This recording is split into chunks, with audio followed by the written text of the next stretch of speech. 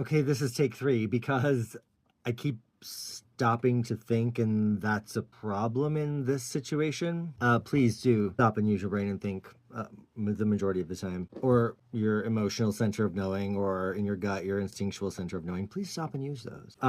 What I wanted to talk about in this video, or in a series of videos, is my worldview, my take on all of this. And so I've resisted getting into too many here we go again. I'm stopping to think.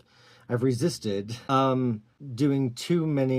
interacting with situations, i.e. people, group, that are like, this book about Norse mythology is the Bible. Because it's how it feels, it's how it seems. I resist jumping in with people where it seems there's only one right answer. And I'll tell you, I haven't had great experiences. I didn't have when I was one of those people as a Mormon, that was rough. Leaving that, exploring the world. My connection that I found, almost 20 years ago was the runes. And I learned and developed relationships, deities, concepts, lore within the broad spectrum of a Northern tradition, Norse, Anglo-Saxon, keep adding to that list. I built my relationship from this point of view, from this center, being the runes, not because I was looking for another god, or another place to call home and hearth. Hearth meaning my own fire. So I've experienced a lot of this stuff. I don't refrain. Well, yeah, I do. Yes, I do. I refrain from getting into those discussions because I feel for the most part, we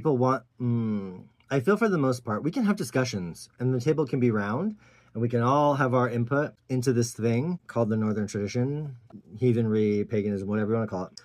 And I feel like because we're taught to do this, especially in modern Western American society, there has to be one right answer and someone has to have that. And it has to be in a book somewhere.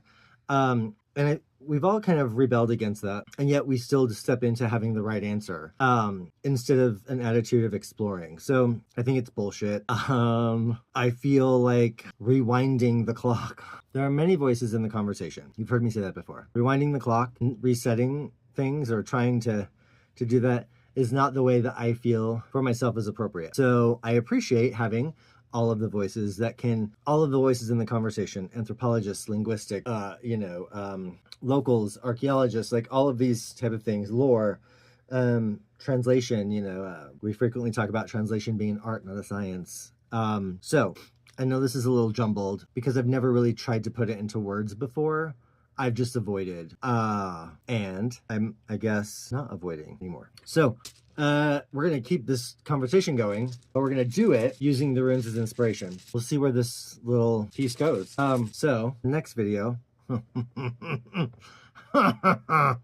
Manas, which actually couldn't have been more appropriate. So, yeah, join me in the next video now that you maybe kind of know what we're talking about, what I might be talking about.